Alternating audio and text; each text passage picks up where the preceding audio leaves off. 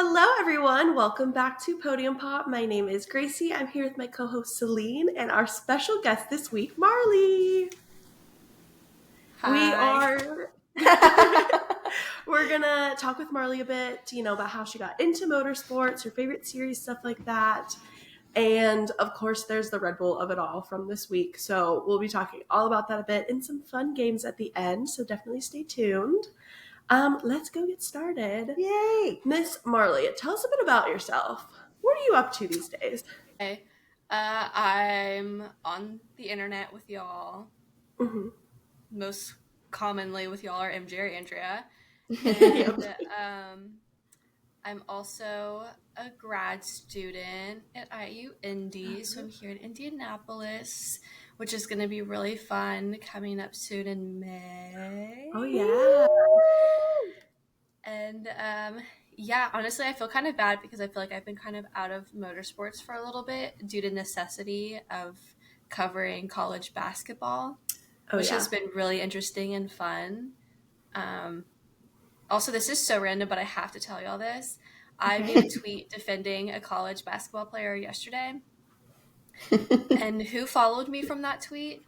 The guy that voices Phineas from Phineas and Ferb. What? That's crazy.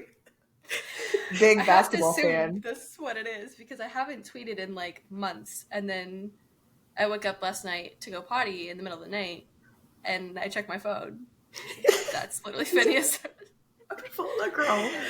From one tweet about basketball. One tweet, huge UCLA fan, I guess. I have to assume. Yeah, so, you yourself are a UCLA fan. I am a UCLA fan, which was why, I was like, ready to go. I was ready to fight some guys yesterday because they were making fun of like one of my favorite players, and I was like, that's actually on site. Yeah. If I was 6'7" like she is, he would already be dead. So Oh yeah, absolutely. Mm-hmm. Yeah, but that's what I've been up to mostly. Honestly, right now I feel like I've been like so absorbed in college basketball that like I keep forgetting that I run a motorsports account. And like, girl, you've got to post. Need to post. How have your classes been? Oh yeah. Good. It's like interesting because I feel like a lot of the time my professors don't know what the other one is doing. And so there's like kind of like a lot of like repetition as far as like some of the stuff that we do, but it's really fun. And I get to go to the Final Four in Tampa Bay next week. So that'll be with class. Yeah, it's so exciting. One of my professors. So that'll be really fun. And I don't know, we do like a bunch of like different stuff. I think like the most fun class to talk about is the sports broadcasting class because we get to make news packages and like practice anchoring and stuff like that. And the last time we did anchoring, I forgot that it comes back at the end. I'll have to find this clip for y'all once I get it. But I'm just like sitting there, like it was like a football player being interviewed, and I forgot that it was going to come back to me. And so I'm sitting there just like, just admiring. It flashed back to me, and I realized that I was supposed to do the outro, and I was like, it was so it's like, and back to Marlee, and Marlee's like just there smiling, not a care in the world. It was so funny, and sorry to all, like I couldn't pull myself together. I thought it was so funny. But so yeah, that one's really fun, and then we're writing a lot, and like it's like funny because my friends and I always talk about we're in a class called sports writing, and I think that we thought that we were gonna maybe like be taught how to write, but actually like no, you just sort of hop in. Oh, that's perfect. Perfect. Yeah. So why would you need to be taught? No, you don't need to be taught. You just need to do it. No, yeah, it's really fun. Most things. That's how you learn to do everything, right? You don't really get taught. Dive in the deep end and just be given a story and then be told, hey, write on that. Great. Yeah. Sure. Here I go. Sure. Yeah. That's been classes. That's great. If you want to tell us a little bit about how you got into motorsport, because I think your story is definitely more interesting than most people's. But it is because most people came from Formula 1 to IndyCar, but you actually were an IndyCar fan first. So can you tell us a little bit about how you got into it and your journey? Absolutely. I think as a little kid, like my neighbors used to watch NASCAR a lot, and I was like always over at their house, and so I really liked that. And Herbie Fully Loaded is to this day one of my favorite movies. Great And movie. so I kind Canon of event. always like, yes, it really is a canon event. Or like the Scooby-Doo episode where he sneezes and turns into a werewolf, so he has to be in like the race car competition. Do y'all remember that one? You're like bringing back a memory for me. Yes. Okay, we'll watch it. We'll I think I missed that one. Oh yeah, absolutely. No, you will love it. It is so funny. I quote it all the time, but yeah. So like I always was like a little bit fascinated, and I grew up with like I was kind of like a tomboy as well, and I wanted to like always play outside with like my dad and brother and stuff. And then when I got to college, there's like a time where I didn't really have any friends because I moved states. I didn't really know anybody, and I was like obsessed with John Green, which is also a canon event for like all teenage girls, I think. I was like watching crash course videos for like fun, and in like 2018 he was what's now his book, the Anthropocene. I actually don't know how to pronounce that, so I'm not gonna try. John Green, Look Away. John Green book, the memoir with reviews on stuff. He had originally been releasing it as like podcast episodes, like scripted podcast episodes instead of like a book. And in that year, he went on Off Track with Hinch and Rossi. And I was like, whatever. Like, if John Green's in it, like, I'm obviously going to listen to it. Oh, yeah. And I was just, like, really fascinated because of how, like, passionate John Green sounded. Like, he was, like, talking to, I mean, I didn't really know who they were at the time, but, like, Alex and Hinch. And, like, he was, like, so excited to, like, talk to them. And I was like, who are these random men that like my bestie John Green is fangirling over? Like, he's like, thank you so much for letting me know this episode. Like, oh my gosh, I'm just so happy to talk to you. Like, I love you guys so much. Like, Alex, like, oh my gosh, I remember when like he was like fangirling like on that. Oh, I was like, I love that. It's so cute to get into this. And so I went and like checked it out, and like I was like a little bit interested, but it was sort of more like casual. And then I kind of had the same thing of like where everybody else did, where like COVID happened and like you had to get like really niche interests because COVID happened, and I feel like that's when it sort of like picked up for me. And I just really, really liked IndyCar, and I still really, really like IndyCar. And I only got into Formula One. Like, I knew what it was. My dad's a really big Formula One fan, but I only got into it because of Hamilton edits. So that's like, I was like, okay, well, maybe I am missing out. Like, maybe I do need to tune into F1. Like, maybe there's something happening in this space that I wasn't aware of thanks to these Hamilton edits. And that's like to like, I think that's I also actually I used to watch Lando's like the quadrant videos. Oh yeah. Will and E is in some of them, and I used to be big into that YouTube space too. And so like I knew who Lando was before I really knew that he was an F1 driver, because I think back in the day he when he was starting Quadrant, he wasn't in F1 yet. And so then when I started watching it, I was like, I know him. And that's why he became that's my YouTuber. Yeah, I was like, he's been in YouTube videos with Will and E. Like, which is so funny. It just like once again proves that like motorsport is all around us. Like even before like we were fans. Oh yeah. Like I always use the example like when I was on the highway a couple of months ago. I don't even know how long ago it was. And I saw like a Splenda Ed Carpenter Racing like trailer on its way down to St. Pete. And I was like, I noticed it right away, and I was like, oh my gosh, like that's so crazy. I saw it, and I'm like 2-3 years ago, I would have not even noticed. Oh yeah. I would have just been like, Splenda truck. Like so it's crazy to think that like it's just little hints of it everywhere. And I didn't even know it was there the whole time. She's been there all along. She's been there all along for sure. So you've talked a bit about Formula One and IndyCar, but we know you also watch IMSA. Who are your like favorite teams from each series and favorite drivers? Okay, favorite teams from each series. I would say that IMSA, famously, I'm an AO Racing fan. I am addicted to Spike. It's simply because of the design. It releases dopamine into my brain in a way that I love that. nothing else ever has. Like, I don't know what it is. And I really like that you chose Spike over Rexy. It kind of makes you a little like unique because everyone I think automatically goes to Rexy first. People do. And you're like, let's get some Spike appreciation in here. And it's funny because I had no idea. Like, I just assumed everyone liked both, but I didn't know that a lot of people don't really care for the LMP2 category, which is like sort of the one that I like the best on account of Spike is in that one. And so I was like, oh, I kind of thought we were all on the same page.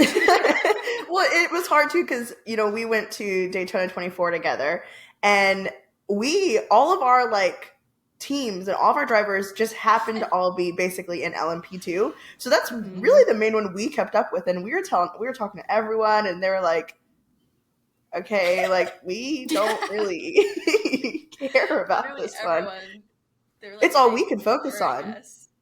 Yeah. And I'm like, that's crazy because like my car is in first place right now. Yeah. Do you even know? But also, like, I literally have the Buc-ee's blanket. They did give me the Buc-ee's blanket behind wow. me. It's my desk blanket. That's so special.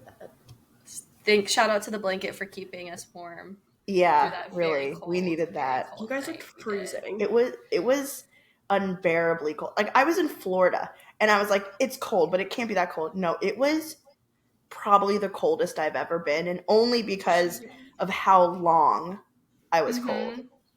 Yeah, there was a moment before, like, I realized that there was coffee, like, where I was sitting on my phone, and I was shaking, and I, like, remember, like, thinking, like, I don't think I'm gonna make it through this. This is the end. Yeah. Like, I was like, I literally could, like, I was like, my bones are stiffening. Like, I'm going to freeze to death. And then I saw coffee, and, like, I literally remember being like, we have to get up now. You know, there were throughout the whole night there, like, me, you, and Andrea were, like, taking turns being the positive one. And there was the time that we walked, like, basically around the whole grandstands. And me and you were on the struggle bus, and Andrew was like, this is so fun, guys. Like, we're going to do it. We're going to make it. And we were like, we need to sit down in the warm. Like, that was rough. It was so rough, but it was so much fun, honestly. It was so fun. I'm like, I wouldn't trade it for the world knowing, like, what happened, but it's so funny because I'll never forget how many people were in our comments like, you don't have to stay all 24 hours. And we were like, if we could leave, do you not think we don't have anywhere to go? Oh, poor girl. No, it was great. We kept having to be like, you got scammed out of a hotel. Can you please back off? Like, it was crazy. Yeah. Oh, yeah, that's insane. So yeah, AO Racing is my favorite. Yeah. Yeah, definitely. I think they're my favorite IMSA team. Honestly, I kind of like a lot of the IMSA teams, to be fair. Like, they just move me. Like, there's something about IMSA that's really just like pure racing. Like, we really were at Daytona 24 for all 24, and we watched most of it when we weren't like eating or having to go to Target to get an extra layer of clothes. And like, I never got bored. Like, there's something about IMSA racing that's like, it's like real true racing, and I really, really enjoy it. So AO is definitely my favorite. And then IndyCar, I kind of switch around a lot outside of Andretti because I love me some Kyle Kirkwood and some Colton Herta. They're like staring at me on my wall right now. I'll do a little. Marlee, say you like us. Where are they? Yeah. They're just like, and the fact that both of their arms are crossed, like. It's so good. It's good. And then I don't know, like I will say IndyCar is like the one series where there's really only like a couple of people that I don't actively want to do well. Name them. I'm just kidding. Oh, I'll name them. Let's get into it. Do you want me to name them or... No, you don't have to. Okay. Unless you want to. I mean, I don't mind. Like, it's definitely in Santino. Like, I don't mind. Well, I don't think that's an unpopular opinion. Yeah, no, I think you're safe with those. Opinion, so, yeah, they just, like, they really bother me. I relate to Scotty on like a deep level of like needing to go afterward to like Carly's rubbing off on him, and I think that that's so funny. He hit the, but man, that would have so been me good. too. So yeah, I kind of like most people in IndyCar, but I would say Colton and Kyle are my favorite. I also love Pato, famously, and Catherine when she was there. Oh yeah, miss her. I'm trying to think of anyone else that like really stands out as like I love that person, but my brain's sort of empty right now. That's so fair. Like, do we like anyone else? Do we have any other? I'm trying to think. Like, it's hard for me to. We've been into, and you especially have really been into ECR this year. I specifically do love Christian. I love Christian. I love their rebrand. I think like what they're doing is so smart, and I think it's good that Ed has kind of like taken a step back and let like the marketing and media team sort of take over. I think that it's really beneficial to them. And the two big sponsors, I mean, I don't know if y'all know this, but it's owned by the same people. So Splenda and Java House is the same. I didn't know that actually. Company, basically. Yeah, it's the same. They're both local to Indiana or Indianapolis, I should say. So the big Splenda factory is like on the way to ECR, and there's multiple Java House locations, but technically it's like the same parent company, kind of like it's owned by the same guy. But it's like nice like to have like a team that has, you know, local Indianapolis sponsors for an IndyCar series. So I think that's really neat. And I think like Java House as well, like I, you know, give credit where credit is due. They are really good too with all of the activations that they do, and all of the stuff that they're doing for the team is like really gonna help, I think, get like local people that aren't already into IndyCar maybe into it. So it's like they're doing like discounts and stuff when the team does good. Like they'll be like, okay, you can get 20% off your order. I love that. Alex got 9th place or whatever it was. So it's really smart. I really like them, and I appreciate that. And now that I live here, like I'm a part of that too. I'm local. You are a local. So yeah, I do really like them. I love Christian. I just think he's funny.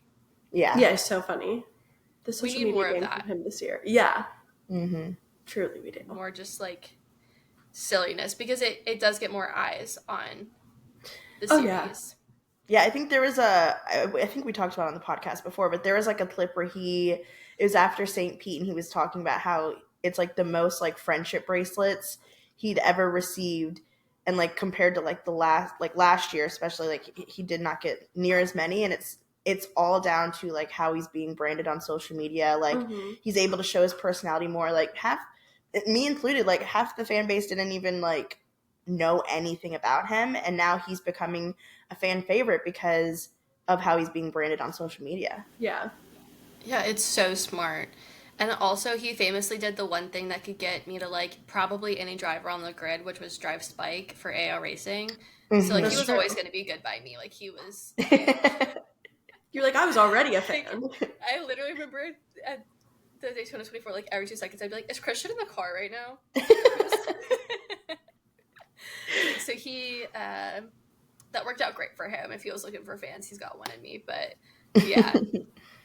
And then I guess F1 is the only... F1's interesting for me because I feel like Williams and McLaren are my two teams, and I like them the most. I want McLaren to win, but I really like Alex Albon. But also, like, I don't really care as much about F1. Like, I care, but, like, definitely less. Like, I famously didn't wake up for the last 2 races because I wasn't going to wake up at 3 in the morning. Like, it just wasn't going to happen. Yeah. Yeah. Y'all are really brave, honestly.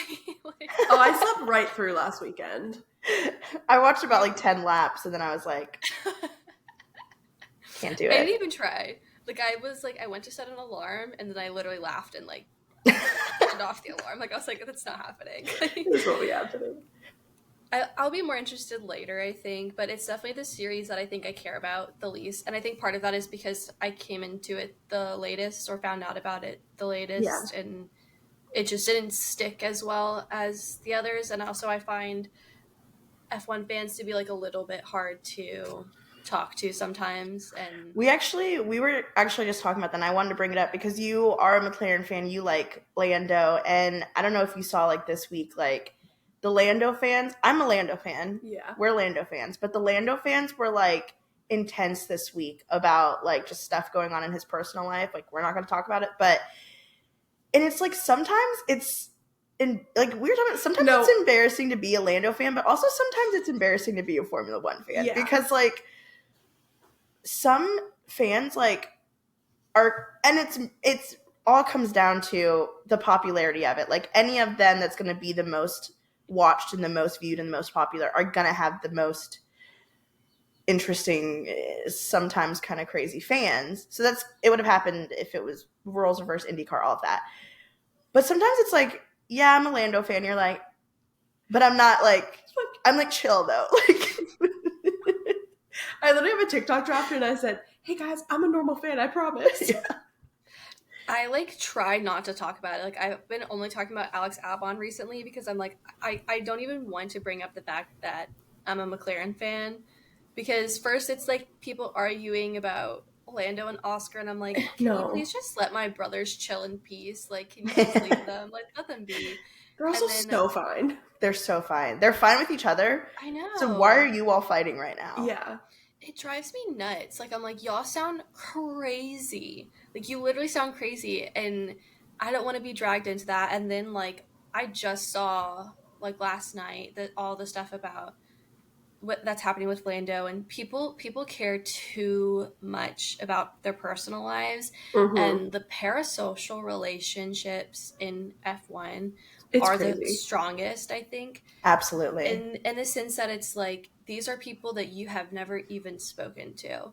I kind of understand it a little bit more in the smaller series when people think maybe they know someone because they talk to them a lot, and you kind of have to like talk to that person and be like, hey, like, you need to chill out a bit, like, you don't actually know them. But it makes more sense, at least, of like, for sure, I feel that way. Whereas like in F1, I'm like, hey, don't use this word often, but I think you might be crazy. Like, I think you might be a little bit crazy. Well, and also like in IndyCar and IMSA, like, people don't care about the drivers' relationships. They don't care who they're dating or what they eat for breakfast. Like, they care more about the racing. And it's I don't know why Formula One is so different. I don't know if it's because there's more media and we have more, like, I guess, off-track access to the drivers, and which I love. I love that they do that. I love those little funny content videos that we get from the teams, but I do think that it sometimes encourages some of the fans to have those parasocial relationships. Yeah, I definitely think it's the magnitude of it. Like, it really is just that it has such a far reach, and then people see a driver, and like Lando's a good example of this. He's very social. He posts YouTube videos. He does all of these things. For a while, he was really active on social media, and so you get that like false sense of connectivity and relatableness to that driver that's not real. Like, it's just something, you know, that you think that you feel, and it's unfortunate because it ends up hurting the driver in the long run. But also, those relationships are important because, like, you want fans and you want to keep fans and you want fans to feel like they have access to you. But then the flip end of that is like what was happening this week. What are you giving up, like sacrificing? Because fans ultimately lead to like sponsors wanting to work with you, and sponsors wanting to work with you helps keep your seat at teams, and it's a trickle effect. So fanfare is super important, but you have to sacrifice your personal life for it, basically. So like, it just sucks that in order to, I mean, there's a lot of reasons it sucks you out of being a race car driver to go to Formula One. The money alone that you have to have before you even get into the series is the biggest one. Yeah. But, you know, giving up more of your personal life, I think in going to Formula One rather than going to like IndyCar is like a huge difference. Yeah, absolutely. I call it like the One Direction effect. Yeah. It really is. It really is. Or like the K-popification. Like, it's that fandom sense, and it sucks because like as women we're sort of drawn into that, like that subgroup. Like, people will be like, oh well, you're the problem because you're a girl. And so that's like the other part of it, where it's like, there's a small like subsect of people who genuinely are like ruining it for everyone else, and it sucks so much because like you said, Gracie, like you shouldn't have to be making a TikTok that's like, I swear I'm a normal fan. Yeah. Like, I know you're a normal fan. Everything that you do presents yourself as a normal fan, but you have to say something because there's so many people who just like cannot be normal. Yeah. Guys, please be normal, please. Well, and it's also like, I am like a firm believer, like, if you want to like this sport because you think the drivers are hot, like, go for it. You can absolutely like be a fan of the drivers or be a fan of racing just because you like this part or because you like the content videos or because you like that. But, and that's more power to you, but like you can do that without being like too in their business. Like you can be normal about that as well. Like, it's fine, I promise. You'll be okay, kind of thing. You will be okay. So I just feel like it's something we talk about like we've talked about this at least solidly 5 times, like through our whole, like having the podcast, like this same topic, and it's like here we are again. Here we are.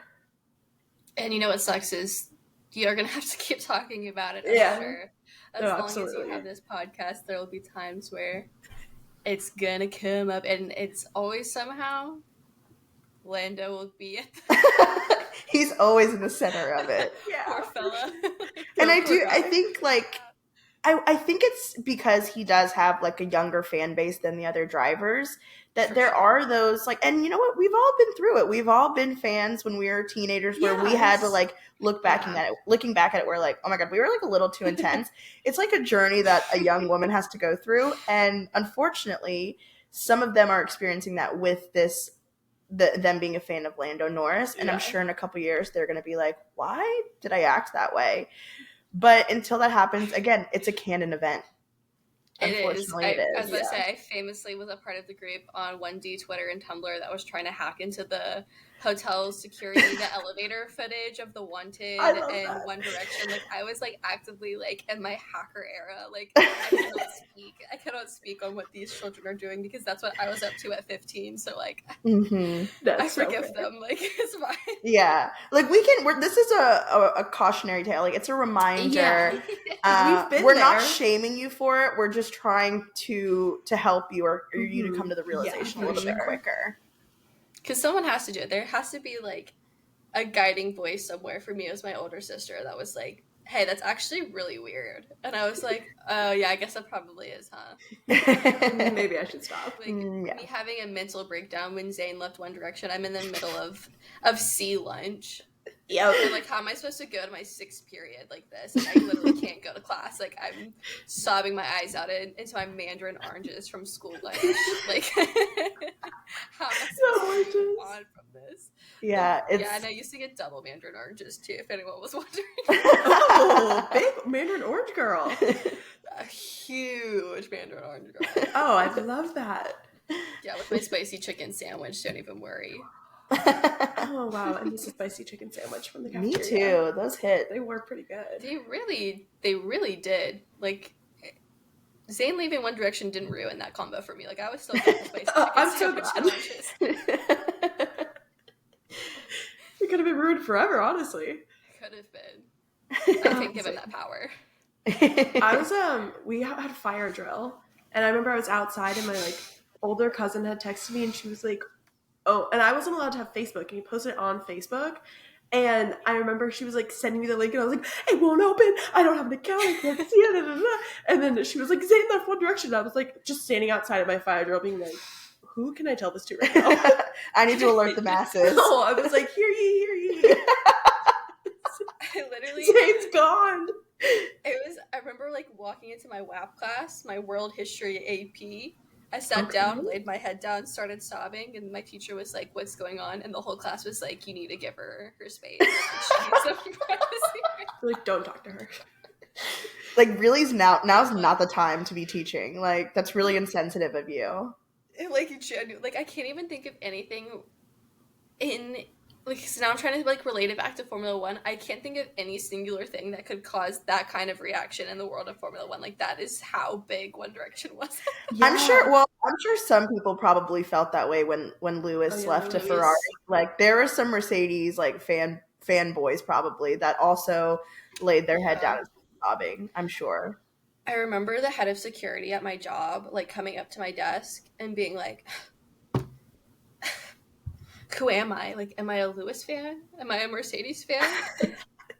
Like having a crisis. So fair. Having a crisis. And I was like, oh. I can't help you. That's a journey you have to figure out on your own.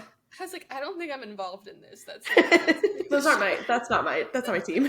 That's not my circus nor my monkey. No, so absolutely not my monkeys. Definitely not involved in that. I wonder what he is, because I haven't seen him since I moved. I'm like, I wonder who he supported this year. I'll have to ask. I'll have to find out.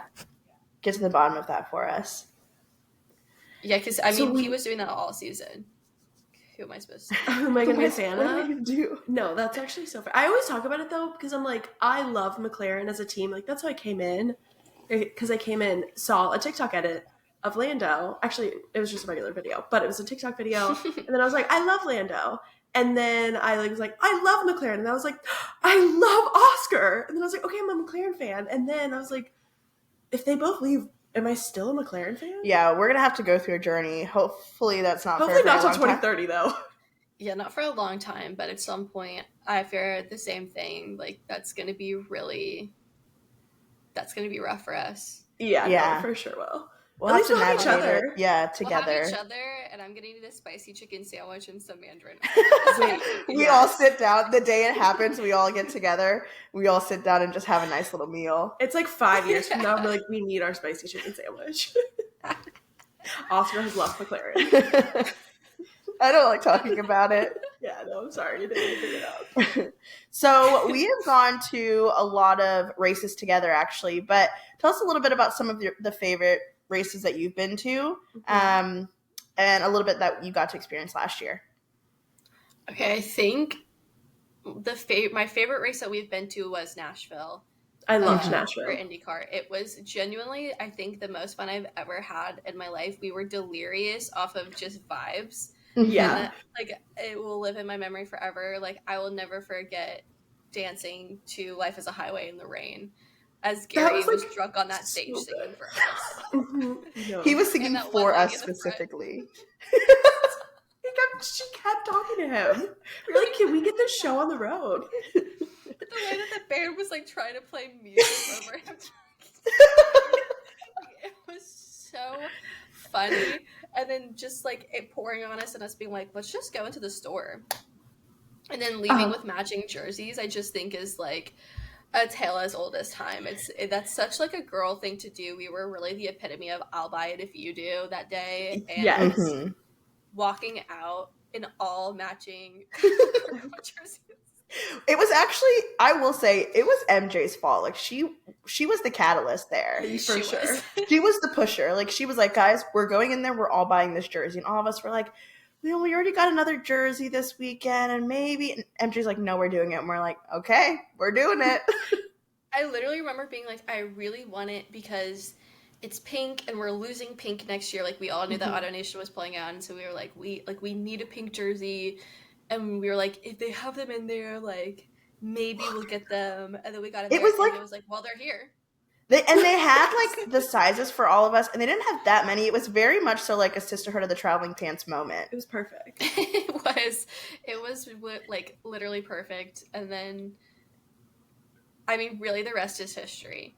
Truly. The Kirk girls were born. There's also nothing funnier to me than, like, us filming the Minion TikTok in our matching jerseys in front of the hauler and then looking to the left and Kyle's just like 20 feet away, like 100% can just see us. Yeah. All of the mechanics just in the back of it, like just staring at us. The way that like in the video, they're not even laughing. Like we're like shouting in front of them doing a Minion bit and they're literally just like. I was like, the way we were so excited to do this Minion video, we didn't notice any of them. No. I didn't notice a single person. No. I was like, we're here for a Minion video. All to the left of us. Or I guess depending on which way you're facing, the left or the right. But like they're all to the side of us. in a giant huddle as well. Yeah. Like a 10-person huddle, and somehow we were just like, those are just people. Let's get on with the Minion video. Don't need to worry about that. Mhm. We're not in the paddock or anything. Huge. Yeah. I No, just love. Also, we were like, "There's a rain delay. It's pouring. Let's just go hang out in the paddock." We were like, should we go play in the paddock, guys? Literally, we were just playing. Like We were that's such a you great filming description. the Bet on It music Yeah, video. we were That was so literally good. playing in puddles in the paddock. Like it's like a children's book. Like it's so ridiculous. And we're all like grown women, and I'm splashing in my cowboy boots. Like I'm like jumping in them like a little kid. Like it was so much fun. I literally felt like high on life. Like it was No, seriously. And I can't imagine how many people, like I always say this, how many people must have been like, those girls are drunk, and we were Yeah. 100% sober. We were Like, sober. I think about that all of the time because we were just having so much fun. We were The giggling rain away. got into our system. No, the rain and Gary really got to us. It really did. Like it changed us. Truly, that's a canon event. Yeah. That is a canon event. The rain with Gary. Yes, Changing everyone's you. got to experience it. Mhm. Everyone's gotta. So Yeah, that's definitely my favorite race we've been to. And like the race itself was like super fun too, especially since it was the last one. And then famously at the podium, like once we were let in, they started passing back the pouches, the vodka pouches. I'm pretty sure I've never celebrated a podium that way in my life, and I don't think I ever will again. You drinking those pouches all weekend and then being like, actually, guys, I'm allergic to citrus, I think. Oh yeah, Is the crazy. lemonade ones, I literally was like, I like remember drinking the lemonade ones and being like, my mouth and my insides were literally like it was so bad. But the fruit punch ones, I vibed with. Those were good. See, that was perfect because I loved the lemonade and you loved Yeah. the fruit punch. We were just like, here, take them. It was beautiful. And the duct tape on the back covering the punctures, no big deal. I know that No was big deal. perfect. Yeah, they were like, here, we So can't sell fun. them anymore. Just take them. Yeah. I like that little like last moment where we were like walking around, like I was so out of it, and it was just me and my little disposable Oh yeah. camera, and I was trying to take like so many pictures, and I need you all to know that none of them turned out, like from that last little bit, because I still had like 8 pictures left. So I was like, I had to take pictures of everything, but none of them came out, and I don't know if it was me or the pouches. Like I don't know what was at play there, but those didn't come out quite as. But, Good memory. it was really fun. And we also like, I remember like we were like, oh, we only get to see Alex win, like we're not gonna get to see the podium, and then all of a sudden Colton Herta was up there with the guitar. He was literally giving Doodle Bob. Yeah, right. So funny. Like it was like that picture's also on my wall. All of the pictures are either it's Colton, Kyle, and then just a butt ton of pictures from Nashville. I love that. But that was just like so much fun. Like truly so much fun. One that I really think we all struggled at and we bonded and grew as a group was Coda. For sure. Mhm. And for that reason alone, I really liked it. Like we were suffering Oh yeah, we were on going our through hour it. of sleep. Yeah. In the race. Celine having to drive my car for reasons undisclosed. And I was trying to get across that bridge. Like I've never felt that way before, and I hope to never feel that way again. The way I felt, I was like, I should just go home. Yeah, it was really rough, actually. And It then wasn't until once we sat down and had coffee, the way all of us were like so alive, and we're like, let's take pictures. Yes. Let's hang out. Guys, we don't even need a nap right now. Let's all hang out right now for the next like 5 hours until the race starts. So long. No, that was truly a bonding experience. We were like a little delirious, and Mac was just next to us, like, "Hey guys, how's it going?" Oh, yeah. Yeah, Mac and her sweet husband, and they were just like, they were so excited and having so much fun, and we were like, That was us. I remember at one point I left, I went to a food truck, and I came back with a pickle, and they were like, "Oh, okay." You're like, I need this. I need this right I was now. like, I got a pickle. Yeah, that was truly, the vibes were crazy. So that was definitely one of them that I was like, wow, I felt really alive despite the Yeah. circumstances. That really was a big bonding moment. I mean, the three of us shared a room at Uncle Drew's house together. We did. Like we were on top of each other the whole weekend and still had a great time. Yeah. In fact, actually, me and Gracie went to Jersey Mike's a couple of days ago and we sat inside the restaurant and I sat down, I was like, gosh, I miss Marlee. You're like, this reminds us of Marlee. Remember when I couldn't stop saying Jimmy John's and you'd be like, Marlee. You're like, we're going to Jimmy John's. I was like, I thought we were going to Jersey Mike's. You're like, oh yeah, we are. I didn't have the other half, and I literally kept being like, I wish I had my other half of Mr. Jimmy, Mr. John, and y'all were like, Marlee, there's no Jimmy John's. It's Mike. It's Mike. It's Mr. Mike. It's Mr. Mike. I don't know what was wrong with me. Oh, man. That sandwich was so good, though. After being at the track all day long, that was perfect. It really was. That was vibes, and our home-based Walmart as well saved us with their smart water bottles, and our snackies. So that was really good. I also actually still have. Who had the orange cup? Does anybody remember? I think I might have. I don't remember. I think I had purple. I think you did. I think Gracie, I think you might have been orange. Because I had the green one with the stones on it. Oh, yeah. But it was still in my car. And I forgot to bring water the other day. And my friend and I went on a spontaneous hike. And that cup saved my life. Because it was still in my car from Perfect. Wait, you're so welcome. Full of water? No, I found a reusable water filler. Like, we, pulled into this random building. Okay. And we, walked in like we had purpose.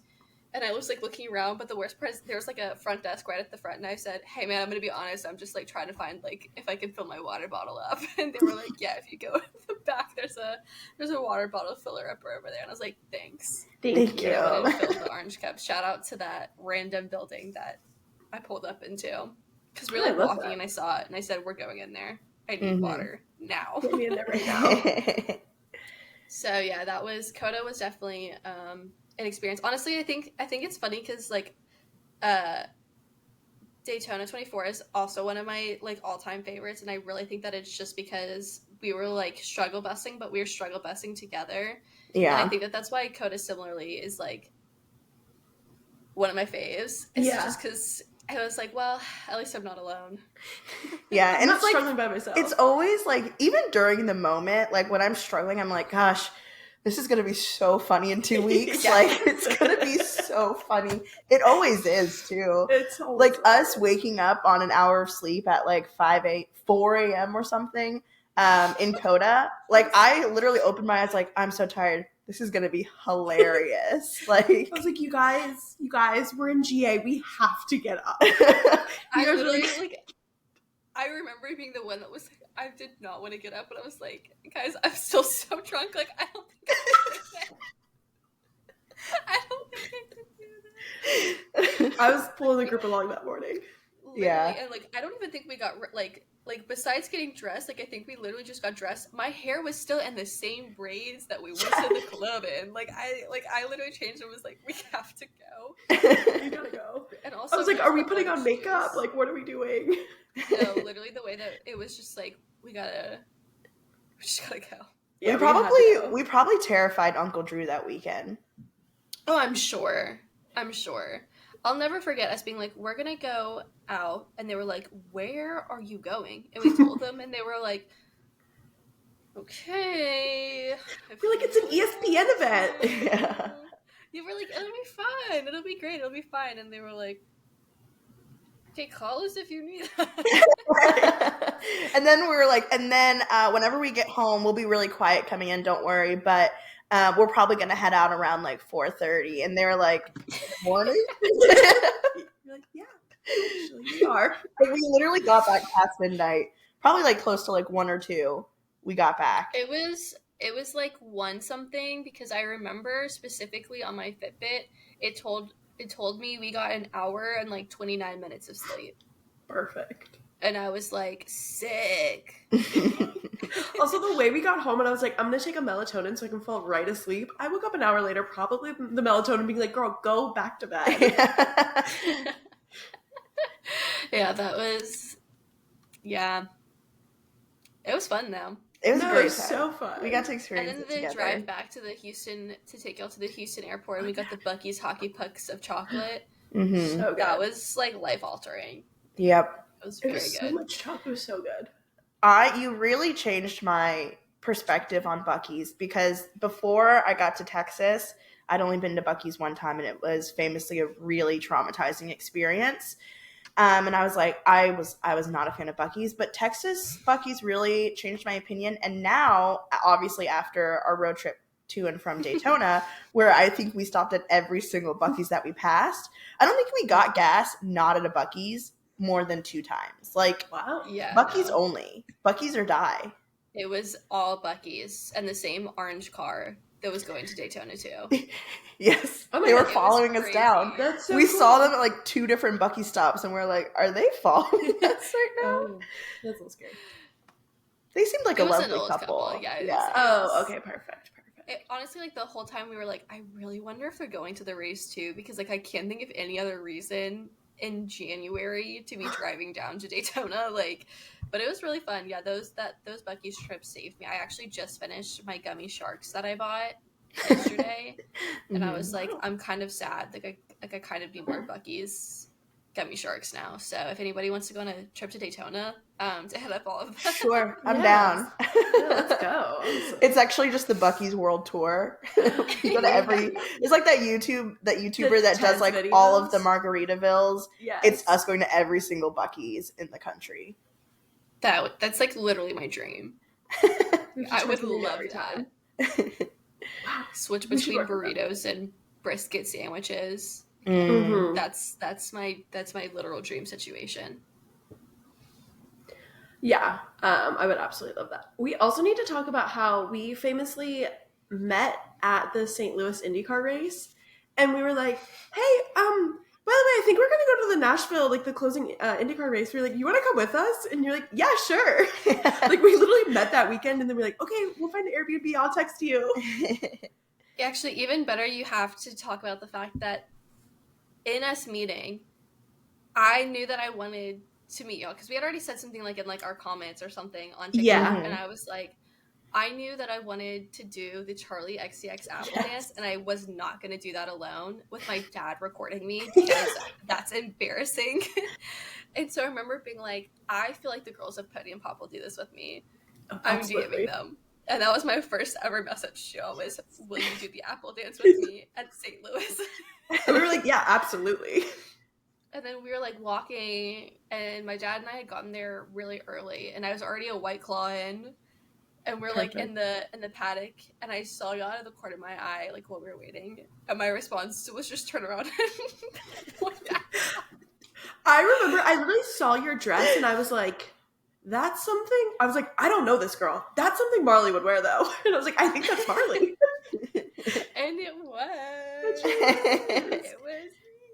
It's crazy to think that we didn't even like know each other a year ago, Yeah. and we met at an IndyCar race. And again, less than a year ago, we met at an IndyCar race, and like now we've been to what 4, 5 races together. We stayed at your uncle's house in Texas. We literally we met your uncle, like we met Uncle Drew. It's crazy. Like it's just crazy Yeah, that like it is in crazy. such a short time we've been able to do so much. Like I've been more places with you than like most of my other friends that I've been friends with for like 20 years. Yeah, I talk about it all the time, honestly, because I'm like, it's sort of like what you were saying, like every now and then you'll just meet some people where you're like, I can travel with them and everything is going to go exactly how we need it to go. Mm-hmm. And I could tell after maybe being with y'all for an hour in St. Louis, I was like, I'm going to go to more races with these girls.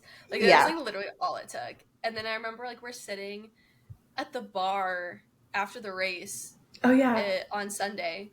Mm-hmm. And we're all like planning, like, and not even. What's funny is like that wasn't even just Nashville. Like we're definitely going to Nashville. Like we had already we're 100%. And then that's also where we were like, I think we should go to Daytona 24. Oh, That was yeah. that was the day that dream was born too. I was pushing the Daytona 24 agenda really early. You really were. You were. And we were all like, yeah, like we should totally go.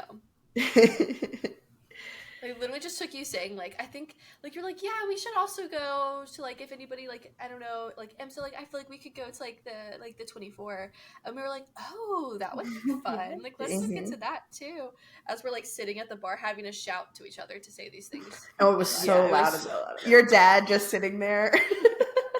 He couldn't hear a thing. Like we left and he was like so what were you guys talking about? That's so funny. Oh my gosh. That place was crazy. It was never ending. Yeah. I was like, I think it's this like cute little Irish pub, and then I opened up a door, and there's like it's like a door to a door to a door. Yeah, I was like, what is happening? And there were so many people, and I was so confused because we had walked past that place multiple times, like my dad and I, and it had been so empty. And then we got there, I guess it was Saturday because that was the weird race where the race was on Saturday. And so I don't know if that's like what had happened, like if that was the issue or whatever. But that place was popping that day. Oh, it was. And I was like, I remember crazy. I walked in the back on accident, so I was outside and I was like, I'm never gonna find them. Like you were like, because we were in like the front pub part, and you're like, I'm in the back, and we're like, there's a back, and we open the door. It's literally like a nightclub, but outside, and we're like, oh. I was like, what? So many people too, and I was like, I'm freaking out. And then like honestly, the worst thing that happened was us like wanting food, and then them being like, yeah, it closes at like 11:30 or something like that, and it was 11:32, and we were that was "Are you kidding me?" horrible. Yeah. Heartbreaking stuff right there. Truly. Like, it's like we just won't eat. It's okay. But and that was my first race too, so that was like that was such a good experience. I really had fun at Gateway. Like I know some people don't really like Gateway as much, but I thought that was such a good first race experience. Yeah, it was definitely a lot of fun. The lemonade stand alone. Yep. God, I miss them so much. I know. And the paddock at Gateway, I think, was my favorite paddock area out of all the races we went to. It was nice. It was very luxurious with those couches. Mm-hmm. Those are comfy. Well, I liked the box. Like I was sitting on that table the whole time. Oh yeah, you did love sitting on the box. That table. I loved it. And the reason was because when I could sit on it, my feet weren't touching the ground, so they were just hovering for a little bit. And I was like, oh, that's so nice to not have my feet touching anything. We're stomping around. Like the amount of steps that we got that weekend was crazy. No, we did a lot. So good to sit on that little box. Mm-hmm. This is my box, and I'm staying here. Yeah, that paddock area was really nice. Mm-hmm. I loved it. Should we talk about Formula One and Yuki Tsunoda? Yeah, let's get into some news. Let's get serious, girls. All right. So it did happen this week. There were a lot of rumors coming out after the Chinese Grand Prix that Liam Lawson was going to step down from the Red Bull and Yuki was going to step up. And then people are like, it's 2 races. That's insane. Mm-hmm. And sure enough, this week, those rumors were true. And Liam Lawson is now back in the V-Carb. And Yuki has stepped up to the Red Bull for the very first time in his career in a top team at his home race for the first time. Talk about pressure. No, that's crazy. I weirdly though, I feel like for him, I feel like he's gonna eat that up. Like, no, I think he will. Like, I feel like people react to pressure in 2 ways. Of like, it's either really good and like you're gonna feed off of it, or in the case of like Liam Lawson, it's gonna really be too much and you're gonna crumble. And I have a feeling that Yuki Tsunoda is gonna like feed off of that. Like, so I think much. so. I think so too, and also like, I think that it's harsh. Don't get me wrong; it's a harsh decision. But I do think they brought Liam in too early. I think if they would have made a different decision from the jump, they could have saved themselves a lot of bad press, probably. So much. Which like tale as old as time with Red Bull. It's fine, but I do think that Yuki will be able to come in and handle that pressure. And I think you got to be thinking that like Liam's probably like a little relieved about it. Like, right, obviously heartbroken, don't get me wrong, but he's got to have a little bit of pressure, like, taken off his chest, because there's even talk about how, like, he was really unlike himself, and he was really down, and he was not in a good, like, mental health space the last 2 races. So I think it'll be good for him to still get experience and maybe one day still move up to Red Bull again. Like there's not, I mean, he could still be in that seat. Yeah. But also it does kind of set Yuki up for success slightly, only because like even if he's not in like the top 10 in the Red Bull, if he does It's okay, it's it's still an improvement there. So everyone's really nervous for Yuki, and I am choosing to be positive and excited about it and supportive about it until I have to cross that bridge, if it comes to that. That's good. That's good. Yeah. Go ahead. Okay, I was gonna say, I think it's also like they have two very different driving styles, in my opinion. Mm-hmm. And Yuki's sort of known for being a little bit more aggressive. And I think that that's going to benefit him in many ways because the car is just so snappy that I think that Yuki is someone who I think can sort of manage that better and stay in control of the car instead of the car controlling him, which I think was the issue with Liam. And so I think honestly, it's for the better. It's kind of like you said. Like I think Liam needs to be in the V car because I think that he needs to be in a car to get like confidence back, a car that he can control, and he cannot control the Red Bull at all, which is the problem. And I think like they probably, I mean, people were saying this from the beginning, me included, that Yuki should have been the Red Bull in the first place. I agree. But they chose not to do that, and now they look double dumb. So it's really bad. Like at this point, like I think we said that we were talking in our group message about this, and I was like, it's not a driver problem at this point; it's a management problem. Absolutely. In Helmet and Christian. Absolutely. Like you gotta think that like, you know, it happens once, like, okay, maybe it was the driver. It happens twice, okay, maybe, but like 3 times, 4 times, 5 times, something is wrong here. And like to punish the drivers like for those mistakes where it could literally like ruin their careers is really unfair. Like I think like as much as Checo wasn't performing, and I do think that they gave him a lot of time to show that performance and it still didn't get better, at the end of the day, like still majority of that was probably management in the car. Like there's nothing that he could have really done to fix that, despite all the time that they gave him, which the rumors that are getting stronger and stronger by day that Checo is going to Cadillac, I'm actually super excited for. Yeah, me too. Because like he is a fantastic race car driver, so being able to see what he can do in a race car that's going to be more suited for him, like I'm excited for that. Yeah, me too. I agree that it's like you already have a car that's hard to drive, and when only the best in the world can drive your car and no one else can, that's kind of a problem on you. But I think like you say, like it's the management, because when you're already struggling and then you have the people over you saying that you suck, like it's not exactly great for confidence, and you're gonna start driving even worse because you're gonna put yourself so in your head.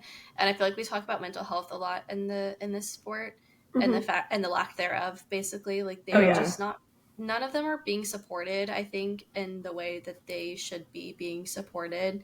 And I think it's really sad to see when like other sports are getting a little bit better about it. It almost feels like in F1 they're taking an even further step back and like away from it. Yeah, it's always, I mean, Formula One seems to kind of be more traditional and like, I guess, stuck in their ways than other sports. And I don't know if why that's the reason. It could be the audience of the sport, especially like looking back like 5 or 6 years before Drive to Survive, like the audience that watched Formula One had watched Formula One their whole lives and watched it with their parents who watched it their whole lives and watched it with their grandparents. Like it was very a classic traditional thing. They didn't get a huge amount of like new fans very often.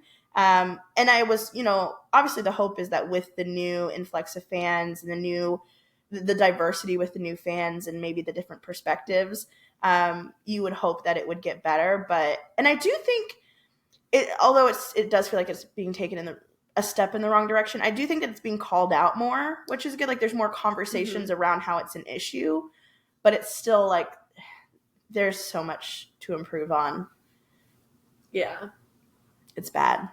And I do think, I mean, some of the drivers, like Lando talks a lot about mental health, and I think a lot of the drivers are able to kind of share that their perspectives a little bit more without being worried. But then there are teams like Red Bull, like, that don't, like, even Isaac Hajar was emotional after, you know, crashing on the formation lap of his first race, and his team boss called it embarrassing. Like, Helmut called it embarrassing. Like, there's still teams that I think are more, like, a little difficult to kind of you know, say, hey, I'm struggling with this, can you help me? Like, you know, Liam and Isaac and Max and all of them, like, they aren't going to do that.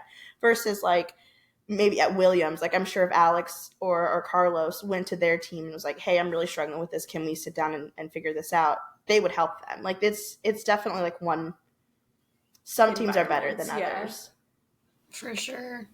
Yeah, that's actually, the Williams is such a good point, because I feel like from even like last year to this year, the conversations being held around them are so much more positive, because I feel like, I mean, I don't know what's going on over there, but they just seem so much more confident, and even in like the way that they speak to each other, the engineers, or to Alex or whatever, like they're really building like a more positive, and I think honestly a lot of that is because of everything that happened with Logan. Probably they had a lot of, you know, rebuilding to do, so they're a good example of that, of like, okay, we had this like really negative thing, how can we take this atmosphere and build it back into something positive and something that's going to be, you know, good for the team and the drivers as a whole. Yeah. Yeah. Okay, so with all this Red Bull, we have seen Max slightly in the media seeming more frustrated. There was an Instagram post that an XF1 driver made, like basically about Liam and like how, you know, all this isn't working. And Max was one of the very first people to like it, along with like I think Pierre, Alex, Oscar, and Nico Hulkenberg. They all liked it. And Max even said in the media, like, I don't think this switch is good. We should like, give Liam a chance. I don't want Yuki thrown into this like 2 races in. A lot of speculation is that Max is very frustrated and won't be with his team for longer. What do you think about that, Marlee? I think that's interesting. I think if he stays in F1, I think he'll probably stay at Red Bull, just because I can't imagine him leaving. But I feel like there's a world in which Max retires from F1. Obviously, Kelly's having a baby. Yeah. So there's that as well. And he's long said that like he wants, you know, to be a good parent and all of those things. And so I almost wonder if there's a scenario where he switches series. And I mean, I famously am into endurance racing now. Like, I would love to see him in like WEC or something like that. Me too. Where I feel like he would be a lot happier. Like, did you watch the show, the Max Verstappen show, where he drove like the GTD car? Oh yeah. His company, it's like the maxverstappen.com car or something like that. And he just seems like so happy in that car and like so thrilled and like, I don't know. It's gotta be different. Like just exciting to have something different. Like he's been in Formula One and he's been dominant in the Red Bull car for so long that like you gotta think sometimes he's like, all right, what's a new challenge? And he even drove, I think it was in Austin, I'm actually not sure, but whenever he drove the LMP2 car, like the Meyershank LMP2 car for Honda, like did that thing. And even in that, he was like, oh, I need to practice more. Like he's implied it enough times that like, I think he would be happier in WEC. It's definitely less of a time commitment. Obviously, it's a commitment, don't get me wrong, but he's not having to travel as often to go to these different races and go around the world, and he can focus more on his family. But then also, like, you just got to think, like, he's probably, like, so fed up with the stuff going on at Red Bull that maybe Red Bull already knows that he's kind of on his way to retirement, and that's why they're, like, panicking on, like, oh, gosh, we need to get, like, because if Max leaves, like who goes to the Red Bull seat? Yeah. Honestly, I think I think they're gonna have trouble finding someone other than maybe like Carlos. I think that they would have trouble finding someone to go into that seat, because it's a top seat, but it's a top seat on the decline.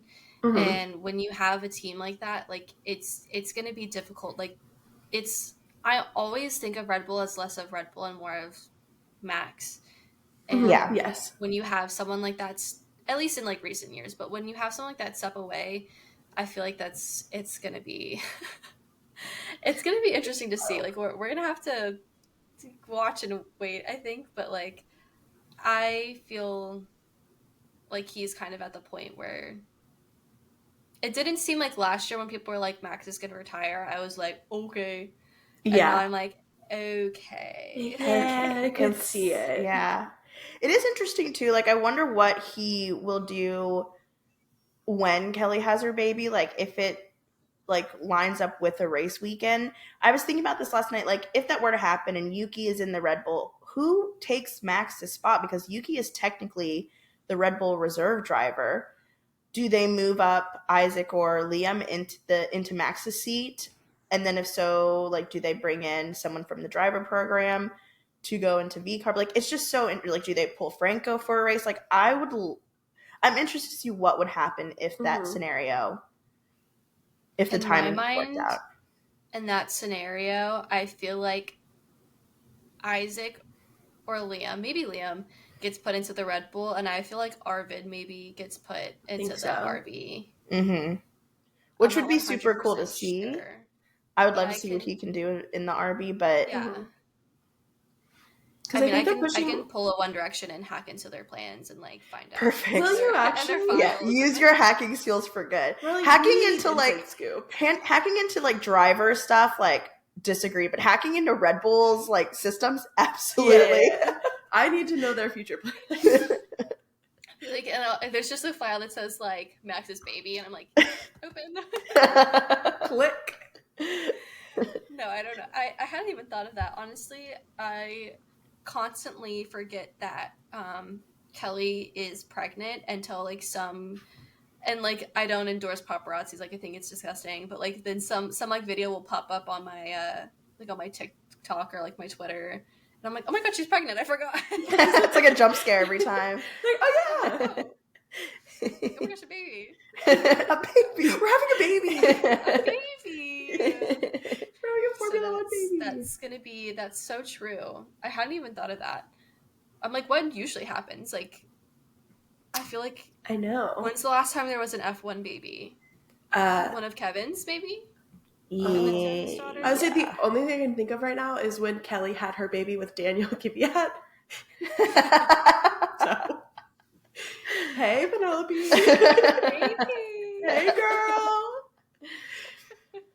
But yeah, no, I'm interested. I'm excited for Yuki in Suzuka. I'm also slightly heartbroken because there was also talks about how they were supposed to have a pink car in Suzuka, but it made the car too heavy. So I think the thing is that they're doing is like a white car. But like, we would have gotten Yuki home race, debut at Red Bull in a pink car. That'd be good. I'm almost like, maybe the weight might help y'all. No, something's got to change. Let's try it out. Yeah. Let's give that a shot. Mm-hmm. Okay, we have a really quick game. We are going to give you a scenario, and then we're going to give you two drivers from any series, like IMSA, IndyCar, F1, and you have to pick which driver you would rather be in that scenario with. Oh gosh, okay. Okay, so if you were stuck in an elevator, like a broken down elevator, would you rather be in there with Christian Rasmussen or Jenson Button? Jenson Button, because I think he'd actually do something helpful. I think Christian Rasmussen would look at me and be like, so I guess we're in here forever, right? Yeah. He probably wouldn't even think to click the emergency button on the elevator. Like, I need Jenson Button in that moment. And also, Jenson Button is a dad, so if I start freaking out, like, maybe he could calm me down. Yeah, Christian would just start panicking too. Like, he'd be like, we're dying. This is the end. This is the end. That's it. Okay, how about stranded on a desert island? Okay. Deserted island? Desert island? I'm dyslexic. We're stranded on an island. Stranded on an island that has nobody else. Would you rather be stranded with Oscar Piastri or Carlos Sainz?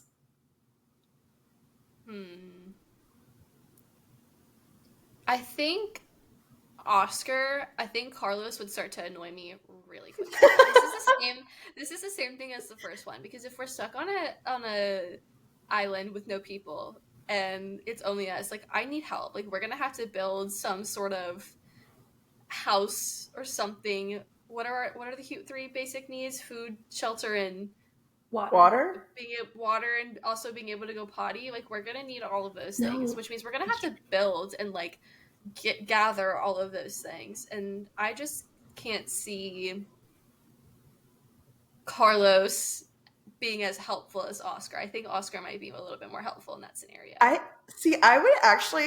would go with Carlos, but mainly I think both of them would actually do really good. I would just be so worried about little Oscar getting sunburned. Yeah. That is so true. I'd be like, get in the shade, Oscar. Like, I'm building the tent in the shade. I think Carlos would be like a little bit more entertaining.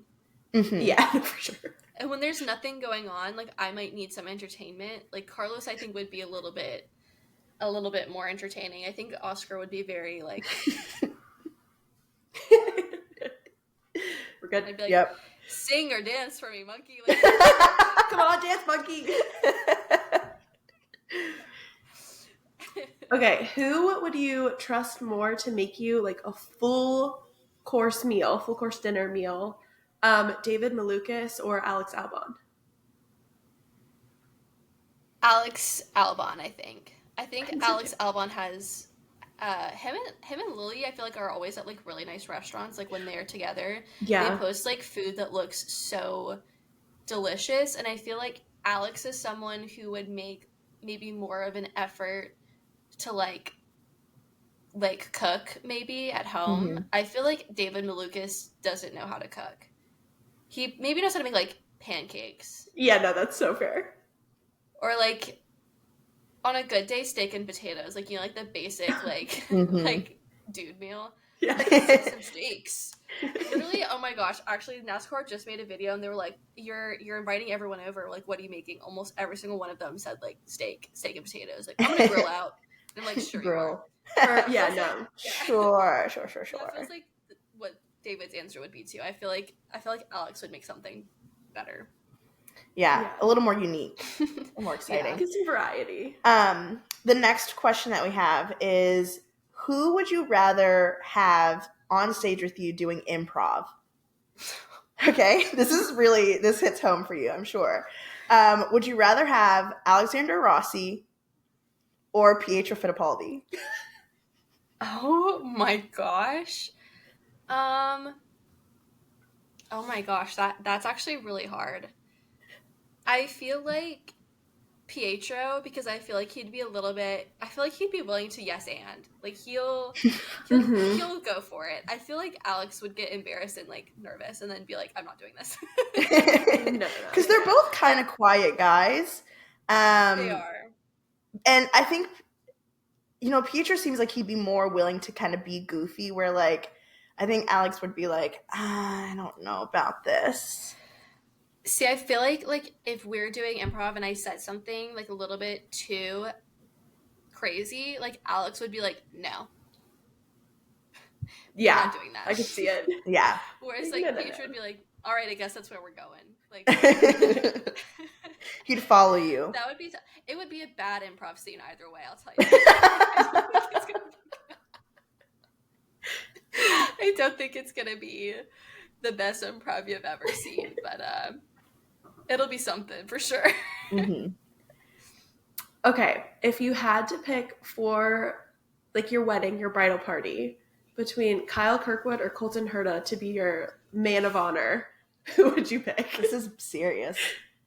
What a way to end that. Oh my gosh, that's so hard.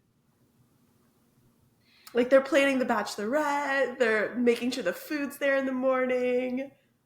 That is so hard because I feel like I want to say Kyle for one reason only, and I think it's because I think he would have a really funny speech. That's You know actually what I mean? so Like, true, yeah. yes. Such a good speech. Would he remember all of the other stuff? Probably not.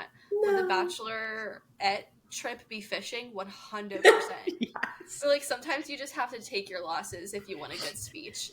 Yeah. So I think I would go Kyle. I feel like it'd be really funny. Yeah, I love that. I feel like I probably would pick Kyle too. I think so too. Although Colton would be, they're really similar in a lot of ways, actually.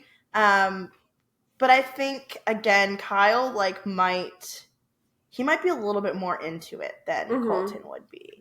I think he would try. Again, it's not going to be great, but Kyle, I could see putting more effort and being like, I really got to make this work. And Colton would probably be like, we'll see what happens. I'll say my speech right when I get up there. I will prepare it. Exactly. He was supposed to say Colton's the one doing improv. Now Colton on an improv stage. Absolutely.